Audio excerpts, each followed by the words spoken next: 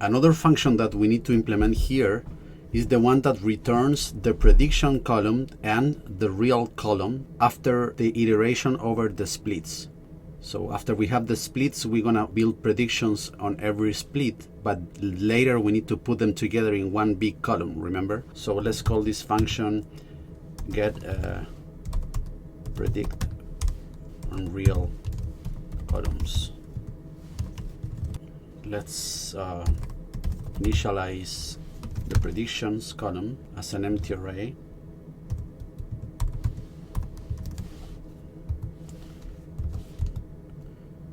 Let's also make sure that they are integers. We're going to use the label encoder for the data to make sure that all our class column is an integer. So let's use the same here. Let's call this column real. Okay, so we are going to go over the splits.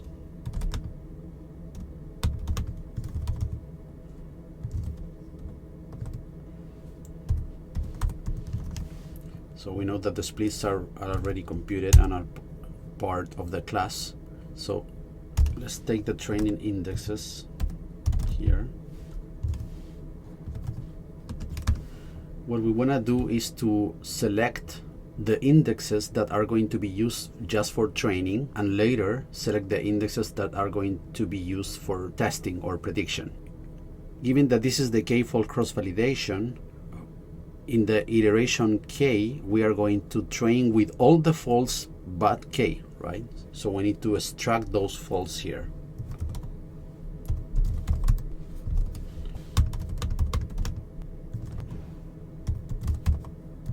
So we are going to iterate over all the keys, right, of our splits dictionary, but we are going to select the ones that are not k. Okay, and we need to make sure this is a NumPy array. And this is going to return a NumPy array with the list inside, so we're going to have to flatten this. So we end up with just one dimensional vector. This is a very recurrent thing we must do with NumPy arrays. Okay, now we need to fit our classifier, our model, right?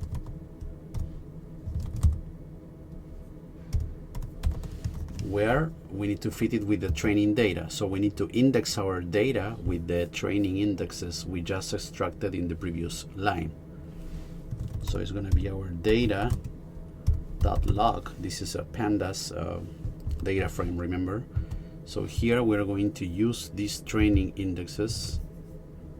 So we are extracting only the rows supposed to be used for training, and also we only need to train with the feature columns, not with the class, right? Okay, and here we need to pass the class column, which is kind of the same thing here, but instead of the features, the class.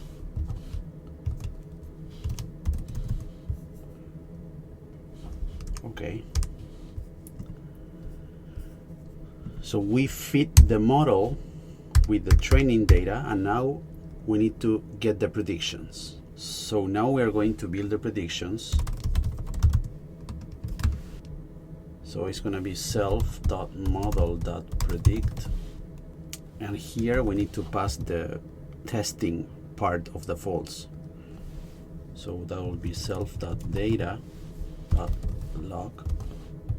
And remember, for testing in k-fold cross-validation, we train with all the folds but k, and we test with k. So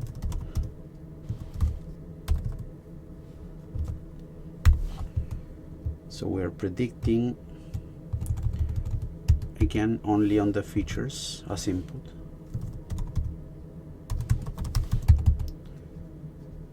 Okay, so these are the predictions for fold k, but let's accumulate here all the predictions over all the iterations, right, in the process. So I'm gonna do this.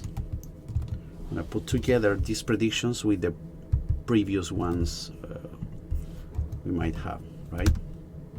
So this is the predictions that are being accumulated over the iterations of the k-fold cross-validation. And now the real column also needs to accumulate the real value. So it's the real value of this is self.data dot log is the split k, but only the class column, right? So remember, every iteration we train with all the folds but k. So this is why we extracted the training indexes here. We feed the model there, then we predict over the fold number k that was held out, and those are the predictions, and the real ones are exactly the class column only of the fold k, right, which is here. And again, we need to make sure that we are accumulating the real column in one big column. Okay, so that's it. Then we'll return.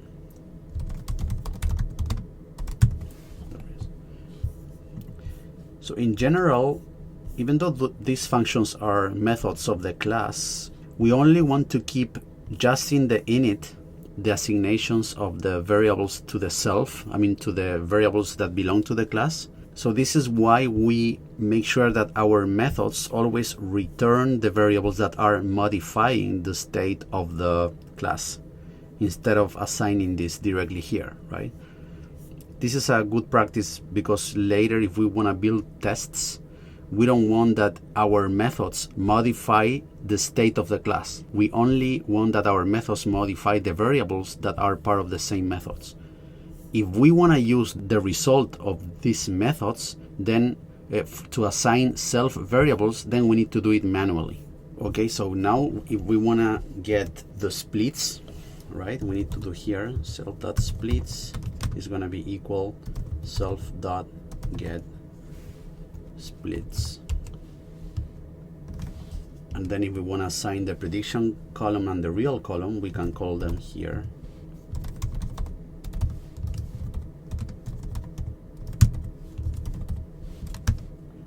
Self.get predicted real columns. So you can see that we are assigning our internal variables only in the init by using our methods, and the methods must return, right?